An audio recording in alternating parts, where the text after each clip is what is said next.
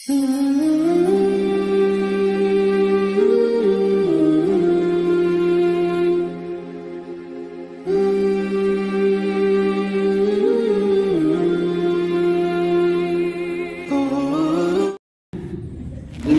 ہے کہ معلومات کی دین کی محنت نہیں ہو رہی.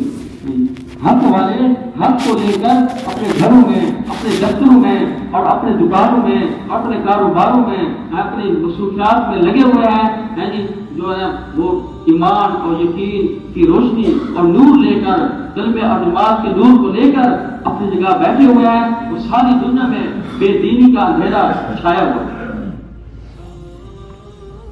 اس لیے مولانا یوسف رحمۃ اللہ فرمایا کرتے تھے اپنے اندر سورج جیسی صفات پیدا کرو. ایک سورج کے اندر جو ہے وہ روشنی ہے، تم بھی محنت کر کے اپنے اندر ایمان کی روشنی لے لو.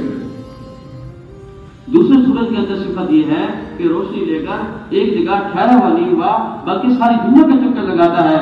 تم بھی اپنے اندر ایمانی نور لے کر ایک جگہ بیٹھو نہیں بلکہ ساری دنیا کا چکر لگاؤ اور ساری دنیا کے انسانوں کو اپنے نور ایمانی سے مستفید کرو. تیسرے سورج کے اندر صفت یہ ہے جہاں جہاں اپنی روشنی پھینکتا ہے، جس اس مخلوق کو اپنی روشنی سے مستفید کرتا ہے، ان سے کچھ وصول نہیں کرتا. تم بھی ایمان کے نور اپنے اندر محنت کر کے حاصل کر کے لے لو اور پھر ساری دنیا کے انسانوں کو ایمان نور سے مستفید کر کے پھر تمام انبیاء کرام کی طرح یہ آواز لگاؤ، یا قوم لا اسألکم علیہ من اجر ان اجری الا علی رب العالمین.